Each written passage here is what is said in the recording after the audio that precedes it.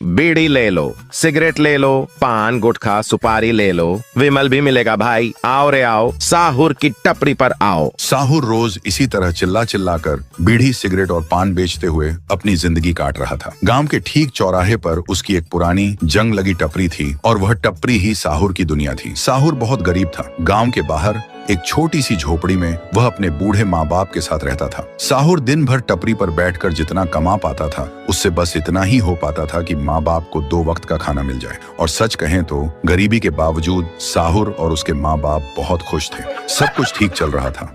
लेकिन फिर गांव में एक नई हवा आई। मुस्कान सालों बाद शहर से अपने नाना नानी से मिलने गांव आई थी। मुस्कान बेहद खूबसूरत थी।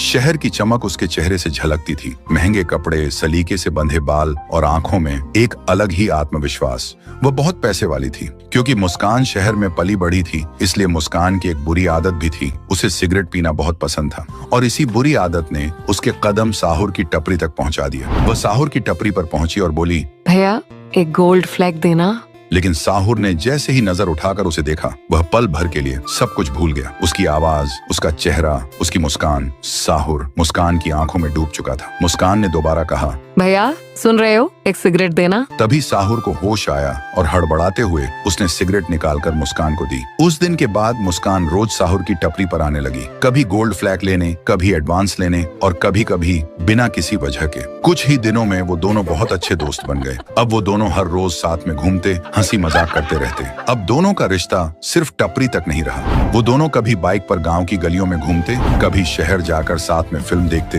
तो कभी ढाबे पर बैठकर चाय के साथ देर रात तक बातें करते। साहुर के लिए ये सब किसी सपने से कम नहीं था। जिस लड़के ने कभी गांव से बाहर कुछ नहीं देखा था, आज वह एक शहर की लड़की के साथ जिंदगी के नए रंग देख रहा था। फिर एक दिन मुस्कान ने मुस्कुराते हुए कहा, साहुर क्या तुम कल शाम मेरे घर चाय पीने आओगे? यह सुनते ही साहुर का दिल जोर से धड़कने लगा। बाहर से वह शांत रहा, लेकिन अंदर ही अंदर वह खुशी से भर गया था। उसने बिना देर किए कहा, हाँ मुस्कान, मैं जरूर आऊंगा। लेकिन साहुर को क्या पता था कि ये चाय सिर्फ चाय नहीं, बल्कि उसकी जिंदगी का सबसे बड़ा इम्तिहान होगी। तो दोस्तों, अगर आप जानना चाहते हैं कि आगे क्या हुआ, तो मुझे फॉलो करके कमेंट करो, पार्ट 2 चाहिए।